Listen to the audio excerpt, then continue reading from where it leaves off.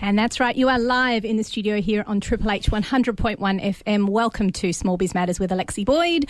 I am, of course, Alexi Boyd, your trusted admin, advisor, lover of all things small business, advocate and broadcaster. Welcome to the show, everybody.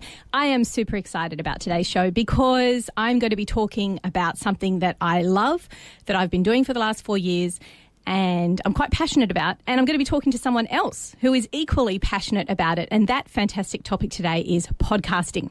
Welcome to the show, Ash Roy. Thank you very much. It's great to be here. It's the first time in a radio station, and I'm absolutely in love. It's pretty cool. It's got a certain magic about it, doesn't it? Absolutely. That whole live radio 100.1 FM on the FM band waves, and it's fun.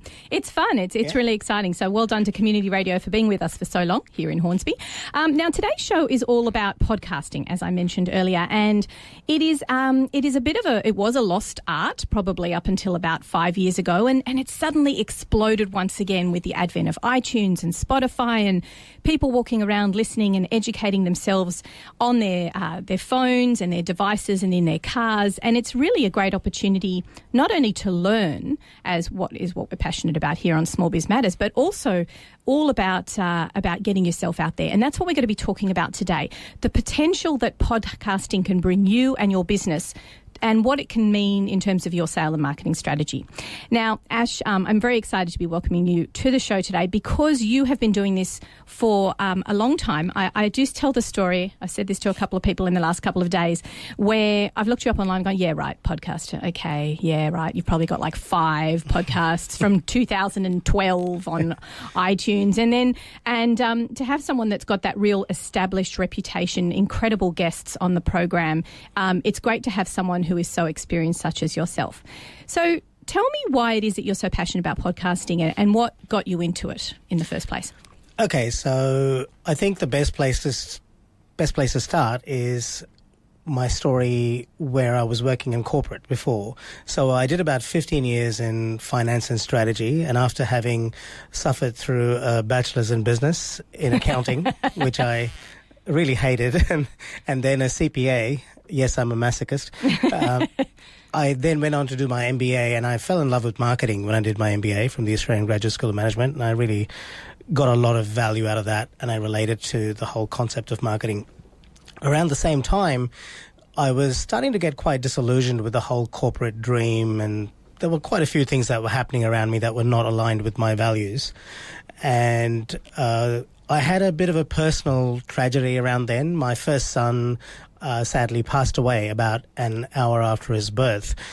And that was my wake-up call. For me, it was, wow, life really is short, and I experienced that firsthand.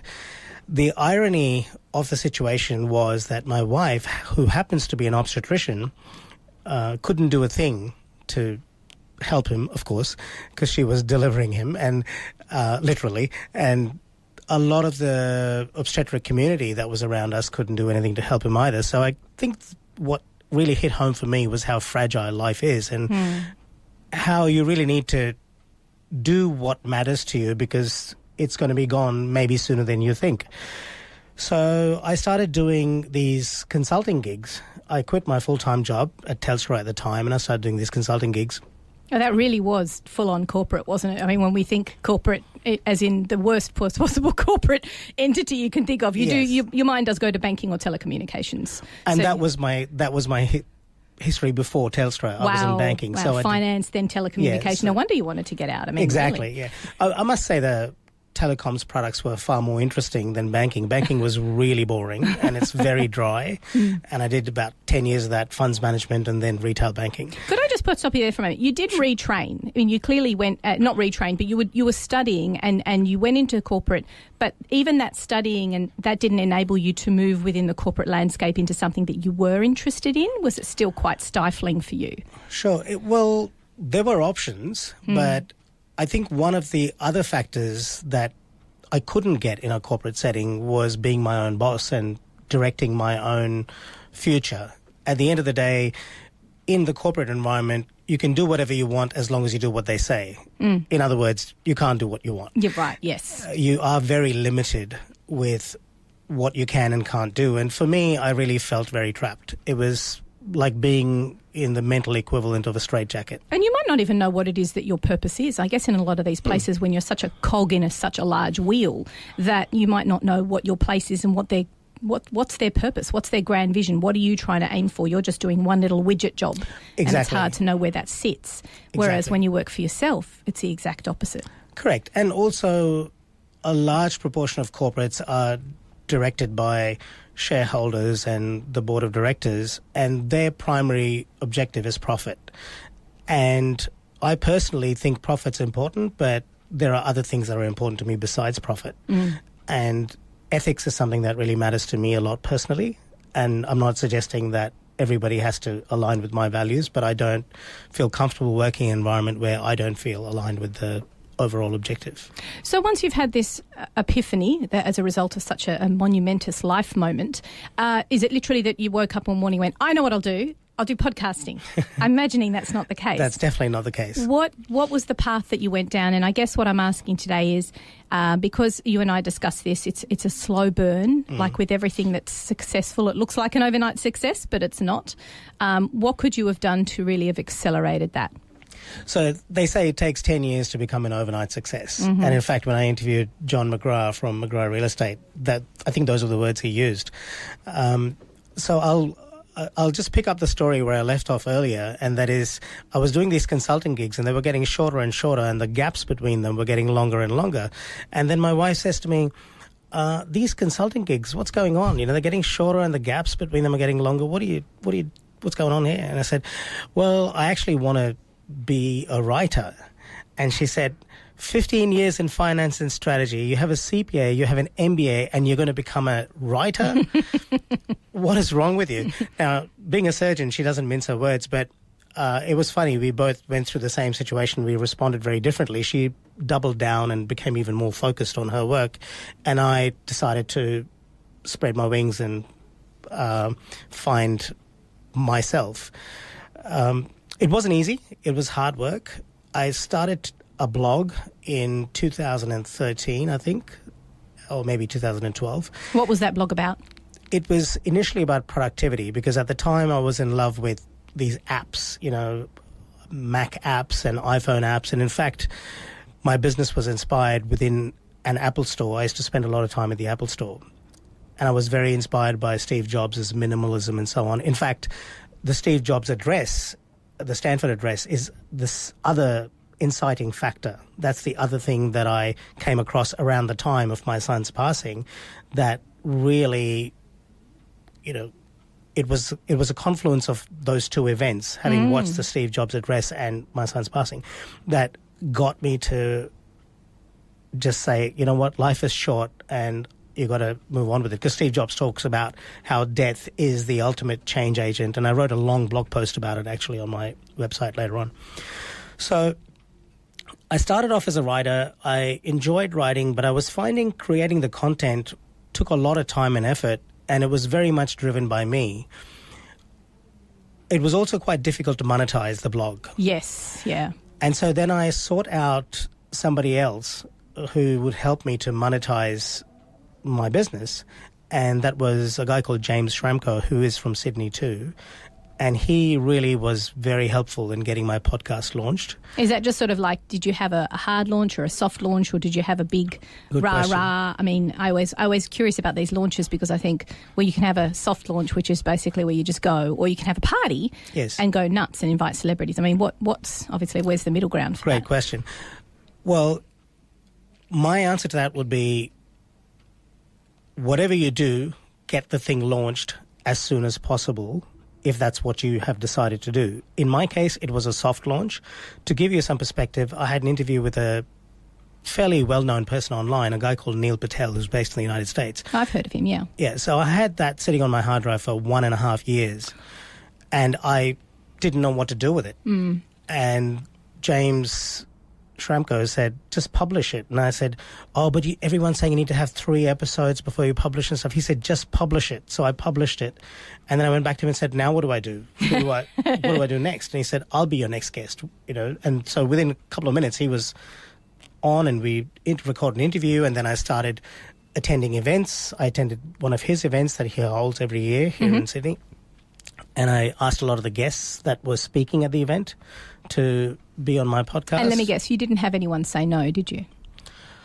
No, actually, I did have one person say no, but almost everybody else said yes. Yeah, everybody loves the opportunity of speaking and being able to converse. And I think, just as a sideline, that's where podcasting really comes into its own, because it's conversational and you can create a lot more content than you would otherwise with the written word. Exactly, and you're bringing in somebody else's expertise and you're showcasing their expertise. Now, there are a couple of caveats, though, because podcasting is starting to get more and more popular. And so the novelty aspect of, will you be on my podcast? Yeah, what's a podcast? Sure, I'd love to be on your podcast. That is starting to wear off. Indeed. So you need to really understand the person you're asking to be a guest on your show. You can't be a pain about it. You need to be gracious about it. You need to build some kind of a relationship first. And you need to give them a compelling reason to be on your show. And one of the best reasons I found is align with their mission. So if, for example, your guest has a strong mission that drives them to teach podcasting, like John Lee Dumas was a guest on my show, for example. He's the podfather, they call him. The podfather.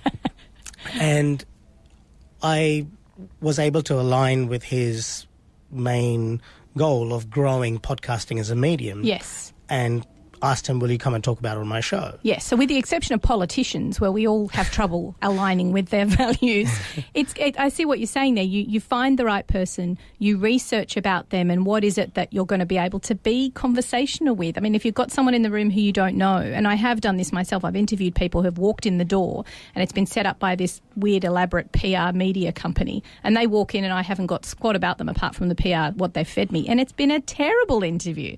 There's no connectivity there, there's no conversation. So what's the best way of actually connecting with people beforehand? Do you recommend at minimal a sit-down chat or at least a phone call? That's a great question. I think that people aren't always available for a sit-down chat, particularly the people I tend to interview who tend to be quite high profile, so they're time poor. So I have this little hack that I've created, and that is a standard structure that I use, which was initially... it was called the format framework. I think Bernice, a teacher from Australia, it's Bernice something, she talked about, why is this topic important? What is the topic about? So a bit more information about it. How does one go about implementing key ideas from the topic and action steps they can take? So keeping it quite practical. Yeah, so keeping it quite practical. So I have a standard format that I use to ask the guest to be on the show. So I send them that sort of pro forma, of the conversation. It's like a run sheet. Yes. And I also have a nice bio of theirs, which I find. So it shows that I've put some time and effort into it, so they have some sense of what we're going to be talking about. Now, we don't necessarily have to stick to that format, but at least there's a talking point that gives the guest some sense of, okay, I know what I'm going to be talking about. This does align with what I believe in, and this does align with my mission. So, yeah, I'll be a guest on the show. Awesome. And so sometimes, like you said, the ideal is to sit down with someone over a cup of coffee, and, obviously next best thing is to sit down and have a chat on the phone for a little while. But if someone's time poor, you've got to have some sort of a strategy in place, because you don't want to miss out on those great guests. If you've managed to get that connection, and often it'll just land in your lap, won't it? You'll be like, okay, clear the decks. You tell me when you want to come on my show. One of those guests, if you're lucky enough to grab hold of them, you need to make yourself as available as possible to make it as easy for them as possible. See, the thing is, once you get enough big-name guests on your show, it then becomes... the people that are not on your show become conspicuously absent. So you can actually reach out to them and say, here are some other guests I've had on the show. Would you like to be on? And often they will say, yes, I would like to be on, because they can see that all their peers are on there. Yes. So you don't necessarily have to do the coffee thing. I think initially you might have to do that. But once you've got a few big names, it becomes a lot easier to get other guests on. Now, one of the things we talked about yesterday was the topics. And I think I make it almost more difficult for myself because I cover everything in small business and it's quite broad, whereas other places might only do sales and marketing. Everybody does sales and marketing. There's a lot of sales and marketing stuff out there. So do you think it's important to niche those ideas right at the beginning, or do you think it's important to develop your skills first and then eventually work out what you really want to be targeting in your podcasts? That's a great question. For me personally, I've taken the approach of going broad first and then niching down. I know that the general conventional approach is, you got a niche, because if you try and be everything to everyone, you'll be nothing to anyone. Yes, that is true.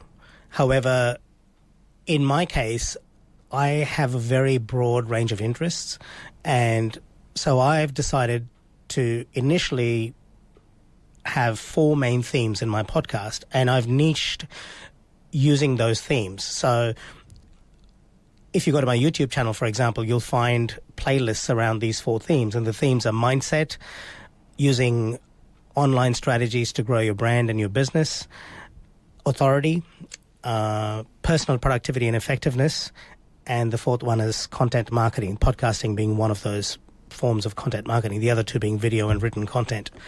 So I think once you have those 4 themes, then people can align with one of those 4 themes, but it also gives you the benefit of having more choices when it comes to content creation, because remember, if you go really niche, you might run out of topics and you might run out of guests.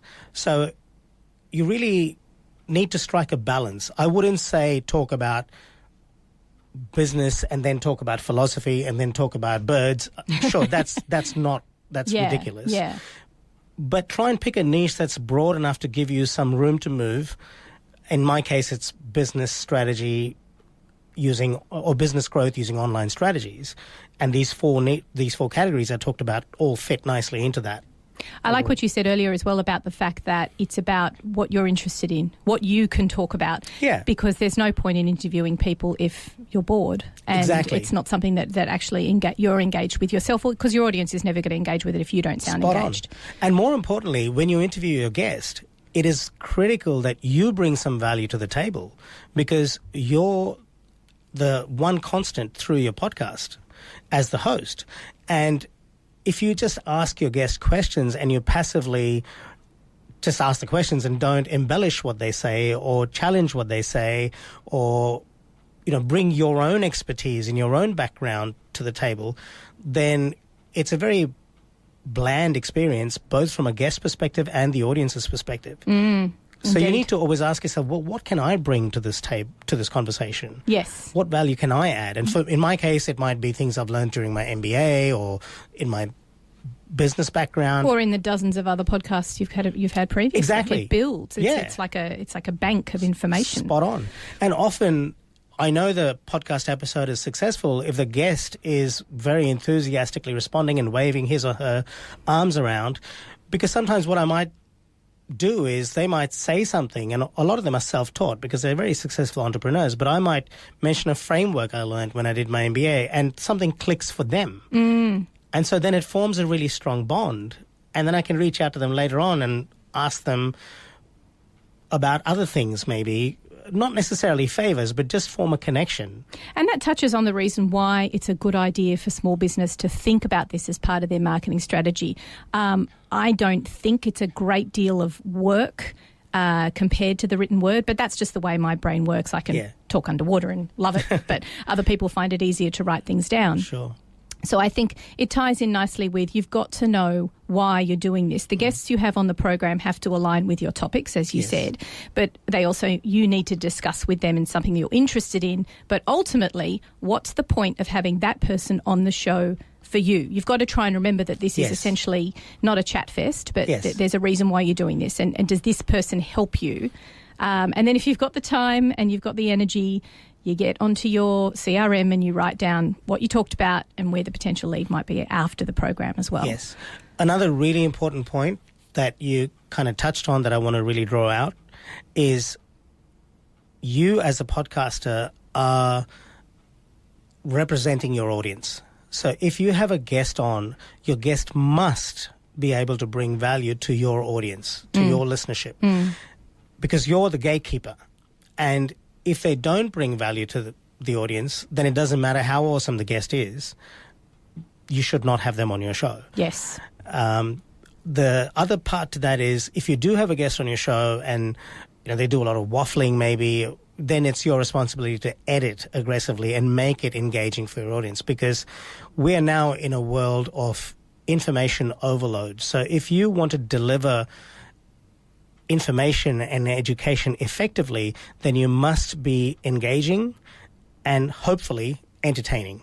Well, that ties me into what we're going to come back to after our break. We're going to break for a couple of community service announcements. And when we come back, I want to talk to you about grabbing their attention right from the get-go and talking about titles and getting hold of them right even before the podcast even begins.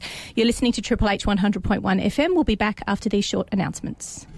So we are in the studio with Ash Roy, one of my possibly favourite guests of the year, and that's saying something because it's November. Wow. I'm really excited to be talking to you all about podcasting and how people who are involved in small business might consider this part of their marketing strategy, or even be involved in a podcast themselves. So we were talking just before the break about picking the perfect guest, making sure they align with your values, making sure you're interested in the topic that they're going to be talking about, and considering the topics that you yourself are going to be covering in the podcast.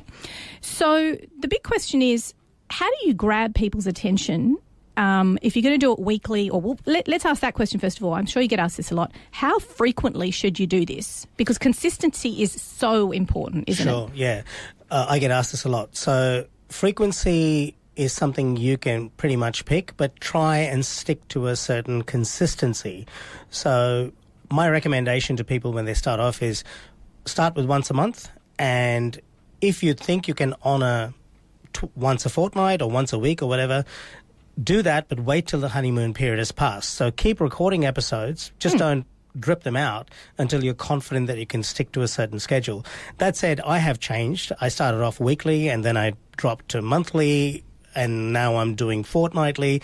It also partly depends on the amount of guests you have and the flow of guests and so on. And also your reputation, because you yourself could probably do it you could drip feed it erratically, I imagine, with your longevity. So at the beginning, I guess that consistency is more important. Exactly. That's exactly right. Once you have a certain bank of episodes, people have other content to go back and listen to.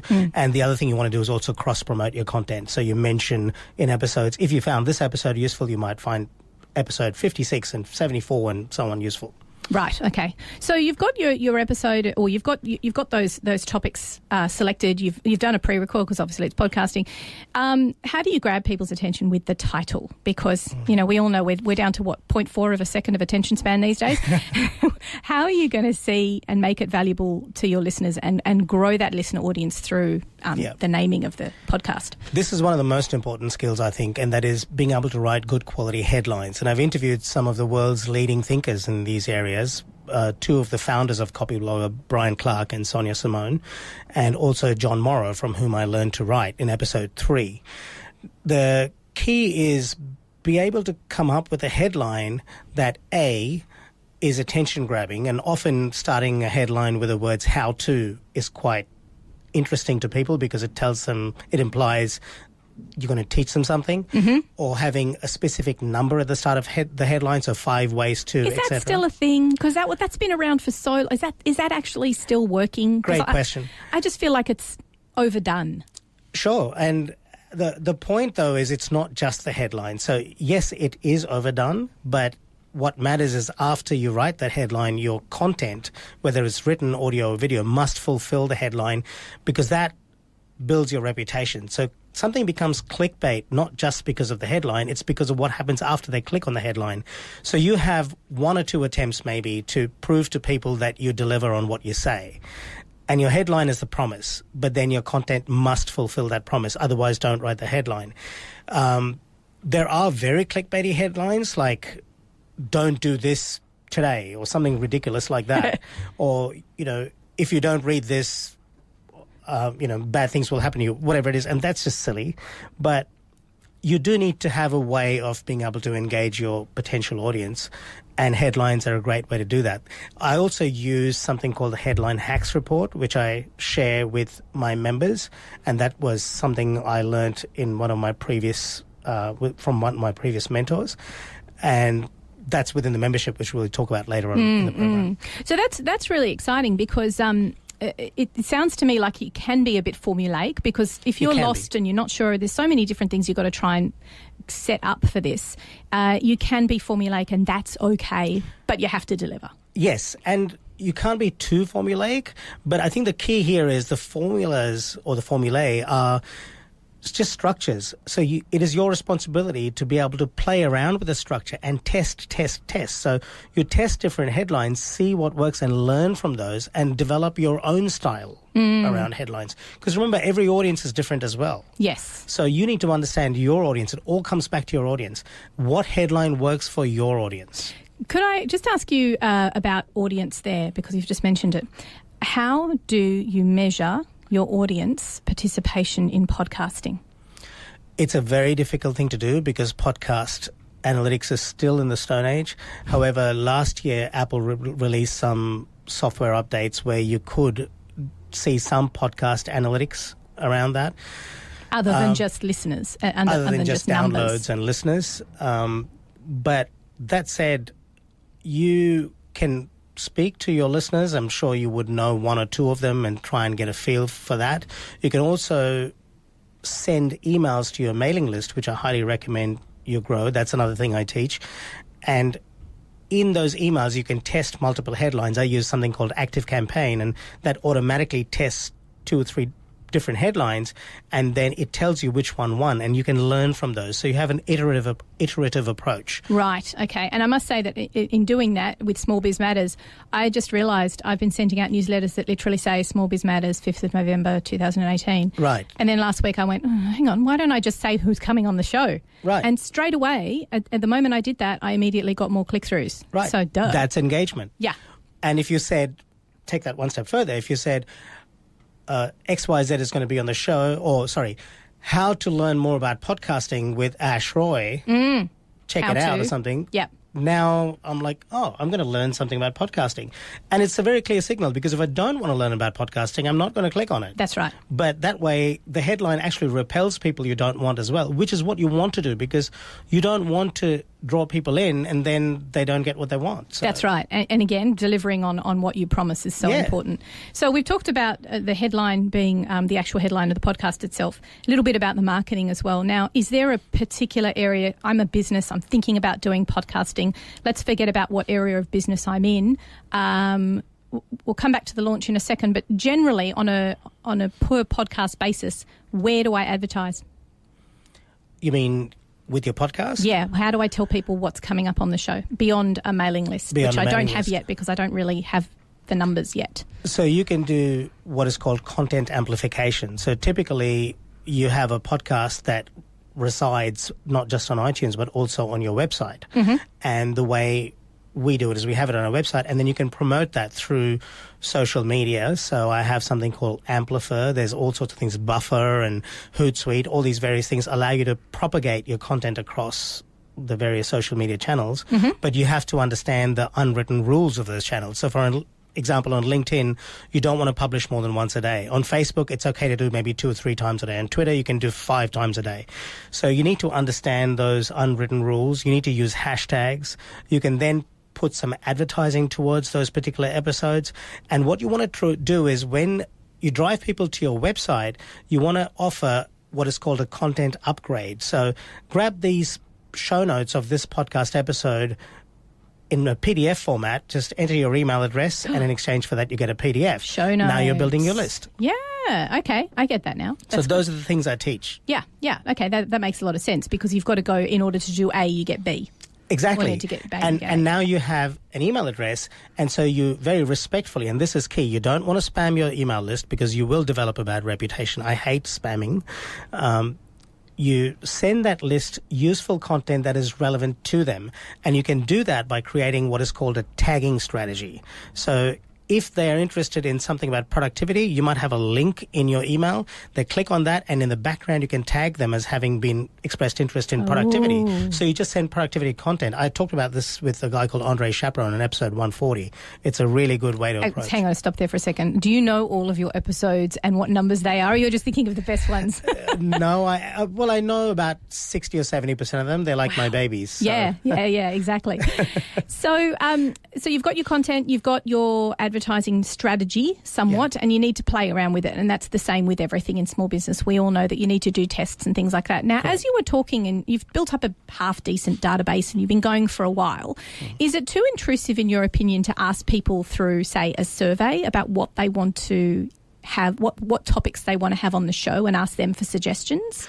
It's not intrusive if you do it intelligently. I think if you were to send them, say, 5 pieces of content in an email and say, click on whichever one you want to download, you're giving them something in exchange for what they're clicking on. As opposed to just their answers to a survey. As opposed to asking them for something without giving them something in exchange. So I'm always looking for ways to give value. Yes. And then when they click on those things, you can tag them in the background if you use ActiveCampaign properly. Okay. Right. So there's a lot of, it sounds to me like there's a lot of setup. And if we go back to that concept of your launch, you mentioned a soft launch, so you just kind of went with it. And at the beginning of the program, you were talking about, just start. If you've got a couple of episodes, just go, rather than having everything set up. Should you have a strategy in place before you start, or should that just organically happen as you go on and then you start making decisions about which direction you want to head? Because I just feel like the organised mind in me wants to have everything set in stone and be finite and definitive before I even begin. Whereas a more creative person will be going, we'll just get started, see how we go, see what happens, and then work out the analytics from there. Which do you think is the best approach? I think in 3 words, I would say the best approach is ready, fire, aim. So I've been talking to a guy called Seth Godin by email, and he's a blogger who's been blogging every day for many years. And I've been thinking about all sorts of reasons not to start writing every day. And about 4 days ago, I sent him an email saying, in response to something he wrote, I have been having all these concerns. And he said, all these are just unhelpful things. I would say just begin. So I wrote a blog post called Just Begin on my website because I want to restart writing. And the blog posts aren't 2,000 words long. They're just like few sentences. But I write every day. So my answer is, it's more important to just get started, and then you will figure things out later on if that is something that you have decided to do. Yes, so make a definitive choice. Because if you overplan, if you're like me, you will just keep planning and you'll be stuck in planning. You'll build a castle in your mind and nothing will get launched. Indeed. Well, that's really some really good advice there in regards to getting started. And what were those 3 words you said again? Ready, fire, aim. There's a book by that name, actually. Okay. Look, check it out, everybody. You're listening to Small Biz Matters here on Triple H 100.1 FM. We're going to take another short break and we'll be back with Ash Roy after this. So we are live in the studio today, podcasting and on the radio, and we're talking about podcasting with a podcaster and myself, a podcaster. Ash Roy, thank you for coming on the program You're welcome. And we're recording it on video. Oh, we are. And it's an absolute honour to be here, so thank you for having me. That's a pleasure. We're being incredibly multimedia-ish today. That's right. So we've been talking about podcasting and how you can potentially utilise this in your business. Just before the break, you were explaining the best way to grab an audience's attention, and that, of course, is partially through the title, partially through the topics that you cover, and, of course, through your guests. And I think everybody, when they start podcasting, they need to position themselves. I think it's very important that if you're going to begin, a great way to soft launch is just to change your LinkedIn profile. Stick podcaster on there, but be quite selective about it and make sure that if you're going to do it, you're doing it, because there's nothing worse than changing your LinkedIn profile and 100 people notice and then they notice that you've changed it back. Right. So make sure that you're doing that and be a content curator. Yes. That's a word I really like to use about this particular program, and I think the better podcasters do it well because you have a glance at their topics, you have a glance at their titles, and you have a glance at their guest list, and they have thought carefully about who's coming on the show. And there's certain genres that I won't have on the program. Yeah. There's certain politicians I would never have on the program, and it's all about aligning with those values. So it's kind of make yourself available, make yourself an educator, but at the same time, be careful about what you're delivering and be honest and true to yourself. Otherwise, you just sound false. Correct. Would you agree? Absolutely. Authenticity is very important and gets communicated whether you realise it or not. People often say about the cut-through, don't they? And I think the cut-through is that. Just be genuine and be yourself. Yeah, and consistent. Let's face it is a popularity contest, and if people don't like you, they're just not going to listen to the podcast, sadly. I think it's just be yourself consistently over time. And even the people who might grate you with you or rub you up the wrong way, they're at least being consistent and being true to themselves. Yeah. There has to be some respect in that. So let's talk a little bit about engaging with your clients. So ultimately, if you're not mad like me and doing it for community reasons, you're doing this because you want to bring up your client base. Do you literally sit there and interview a client and go, great, thanks for coming on my show, now give me some business? Not exactly, no. If I do have clients on, one of my clients is an ex-BBC News anchor. She works for Al Jazeera now. I showcase them in a case study format. So I talk about what their situation was before I worked with them and what problem we set out to solve, then the work we did together, and then the results. So if you were to go to productiveinsights.com/150, you can see a case study where I spoke to one of my other clients, Amanda Farmer. She's a lawyer, and we talked about how we used podcasting to grow her business and the results that she got. That's a great way of doing it because you're highlighting your expertise, their expertise, but also a little bit of their vulnerabilities as well, because they're saying, well, I was a bit crappy before and then after I went through this process, I am now better. Yeah. So that takes a very special person, doesn't it? And it's making them the hero, but it also gives your audience a chance to project or imagine themselves in that client's position and see how they themselves can actually achieve that result. It's not you beating your chest and saying, look at how good I am. It's just a more tactful, diplomatic and respectful way of showcasing your skills without being sleazy about it. That's right. And the other really great way about thing about podcasting with engaging with, I guess, is your audience ultimately potential clients. Is that how you think of it? Not to just some the extent. guests? To some extent. I mean, I see my audience as people that I want to help. That's the primary objective. And sure, if they end up becoming my clients, I'd be very grateful. I would love the opportunity to work with them. But I do prefer to work with people who are action takers, because it is frustrating to work with people who talk about things but then they don't do them. So really, in your case, and I imagine this is the case in a lot of podcasters, it's about positioning yourself as the expert, as the broadcaster. Your guests are the experts as well, but you are the curator of the content. And then off the back of that, it's that reputation and your genuine persona that comes through, and that's how you get clients. I guess I'm thinking of the philosophy a little bit here. Right. Why would you do this if not ultimately to talk to people? I can go out and have coffee with someone instead and then make better use of the time. Okay, so you're the curator, yes, but you're also the creator, because you do need to bring your own content. I do in solo episodes as well. It's not just interview-based. You do need to bring your own content, your own skills and knowledge to the table. You have to have a value proposition. And it's good for building relationships with these guests, but ultimately it's about positioning yourself as an authority by aligning yourself with other people who have authority, but over the long term, you still have to bring your own value to the table. You can't just align with other people who have authority and bring nothing. I like the idea of always so sporadically having episodes which is just yourself speaking about something. And you have to be pretty prepared for that, because talking to an empty room is tricky. And scripting it is very important then. Having a script before you do a podcast is very good, because it helps you also in editing, because you don't end up waffling so much and have to edit so much afterwards. Exactly. You almost have to treat yourself as though you're a guest, and you have to guide yourself through the conversation so you don't waffle. With my podcast editing clients, I actually recommend that they have a script, so it makes our editing a bit easier. Indeed. And then obviously the other top tips that you recommend in some of your presentations are, it's a very intimate way to connect with your audience, of course, because it's through the spoken voice. It's the number one fastest growing medium, although we might see that peter off a little bit because it's becoming so popular. And obviously leverages the listenership once you get there as well, because once you've got the information there, then it really does leverage it. And it's cheap.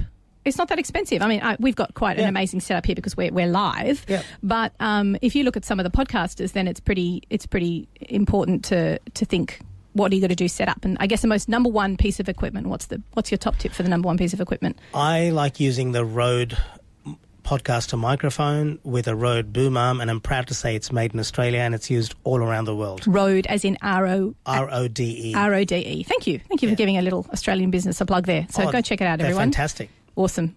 And you don't need, that's right, you need that thing called the intraweb, which we all need. Australian federal government. We'll be having Julian Leeser on the program in a couple of weeks' time, so we look forward to asking him about the NBN, which was promised to us here in Hornsby about 24 months ago.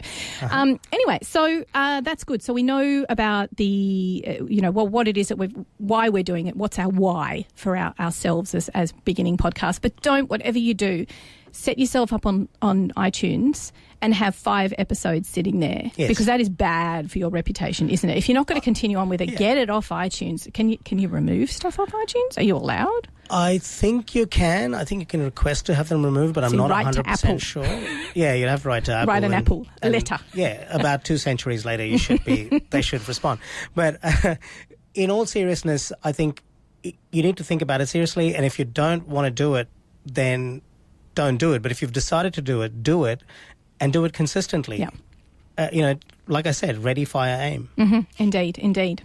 Now, let's also talk about some other really great ideas that you mentioned in your presentation for launching.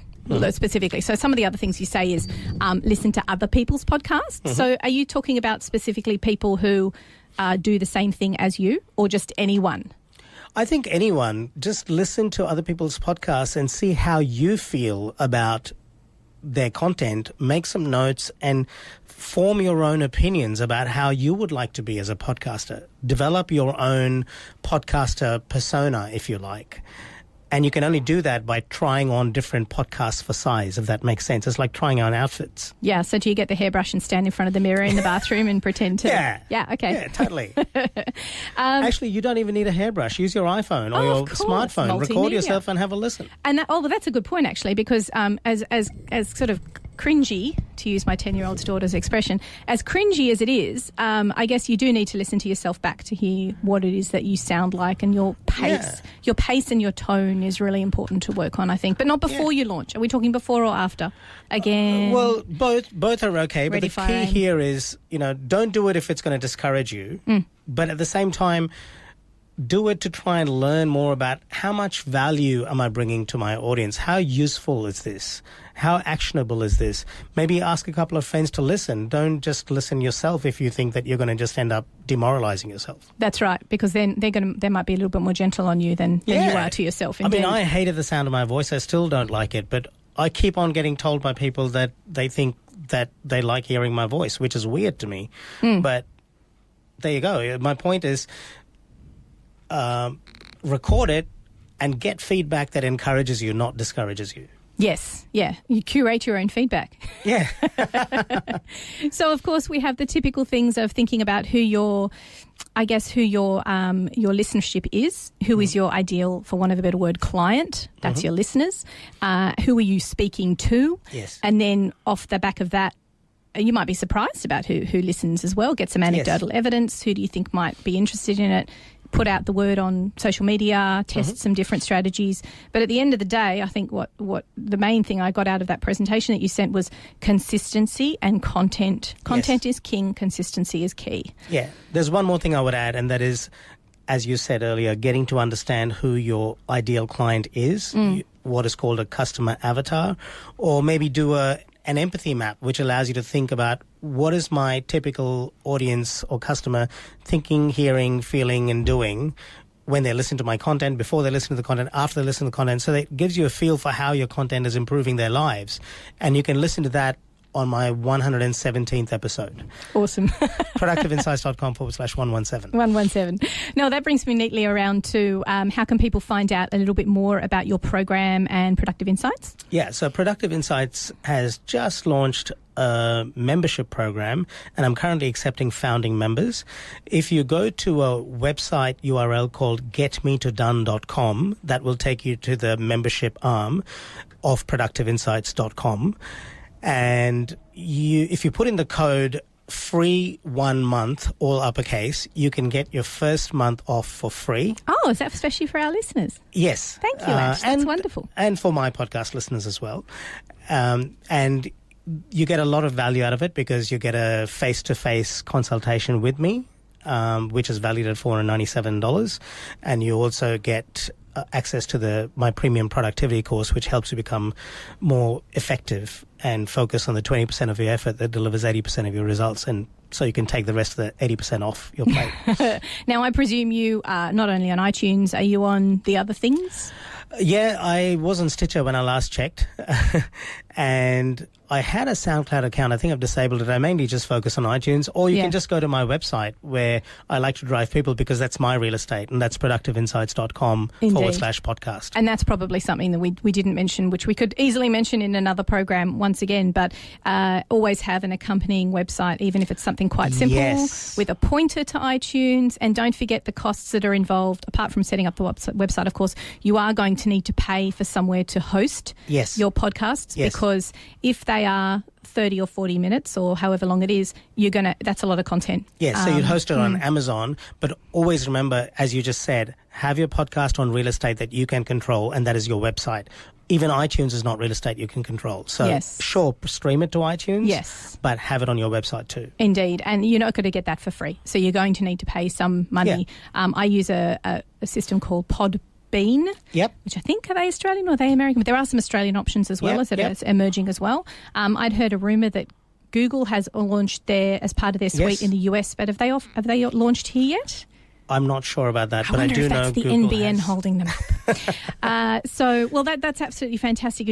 We've just covered so much today in the program, Ash. We've talked about launching, the reasons why you do it, the benefits to your business, content and curating it, deciding who comes on the program, and of course continuing on and the consistency. I'd like to thank you very much for coming on the program today. You're most welcome. And if people want to find out more, tell us the website one more time.